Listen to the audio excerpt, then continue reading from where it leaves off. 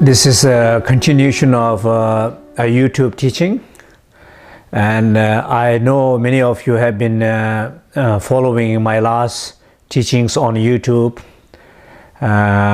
teachings on Warrior Seed Syllable, and I have received a lot of wonderful feedback from many people, and I'm very happy to hear that, and that I decided to do more. So as it's continuously benefiting many people, and this is clearly seems like a wonderful a tool. Media is this wonderful tool. The technology is a wonderful tool to break the boundaries of many boundaries to be able to do this, so that not me that I have to go to many people or the people have to come to me. This still is possible to communicate some teachings, so I'm very happy to do this. And so those who have been watching it and kind of really seriously trying to follow practice, and I'm very happy you're doing that. But I also, if this is very meaningful to you, then I'm going to ask you if you can also let a lot of other people know, basically take little initiative to put together a bunch of the addresses together and inform other people who might be benefit, that friends of yours and so on. So that will be, I'm requesting, especially those you feel it's a very beneficial things for you, and so we can, that this is how we can share with more people. And this is, I will feel wonderful as I'm putting my effort and energy to do this, and also all my students who's giving me support to do this. In the Burn Buddhist tradition, the goal of our life is to achieve a full liberation, or the Buddhahood. And the Buddha nature is in every sentient beings, not only human beings, but every insects and any animals.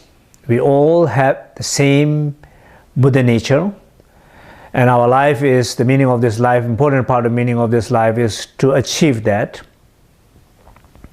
So Dharma, there are three principal pathways. One, it's called a path of renunciation, that basically you renounce your negativities, your negative emotions, negative thoughts, whenever they are coming, so that you learn to control and renounce. That is more like a part of the sutra. The second part is the path of transformation, a part of the tantra. Basically, it does not necessarily renounce the things and renounce the five poisons and ignorance, but it's trying to work with five poisons and transform those energy into a five wisdom. So basically, it's the path of transformation. And finally, the path of liberation is the path of Gyaltsen, which is very much like not renouncing your five poisons or your negative emotions, or not trying to work and transform and changing negative emotions, rather leaving them as they are, where they are, and not following them, not elaborating them, just living as it is. And when you leave these negative emotions as it is, they do not have their own power to continue. What happens is they just liberate by themselves. It's called self-liberation. It's like the metaphor is like an example of a poison, a plant poison. The ordinary person can not use it. If you eat it, you will die. Therefore, only thing you do is you're trying to renounce. You're trying to throw away. Put it away somewhere the children cannot touch, nobody can touch. That's the path of renunciation. Or doctors who have a skill and a knowledge to transform them.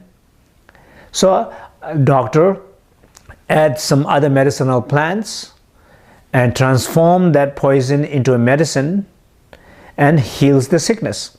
So that is like a part of Tantra and part of transformation. And the peacock eats the poison. And when peacock does not need to renounce it or trying to change and transform it, peacock eats it as it is. And what poison does to peacock, it enhances the beauty and the color of the peacock's life. So that is like the approach of the Dzogchen. So these are the three principal methods of a path to liberation. They all are important, equally important.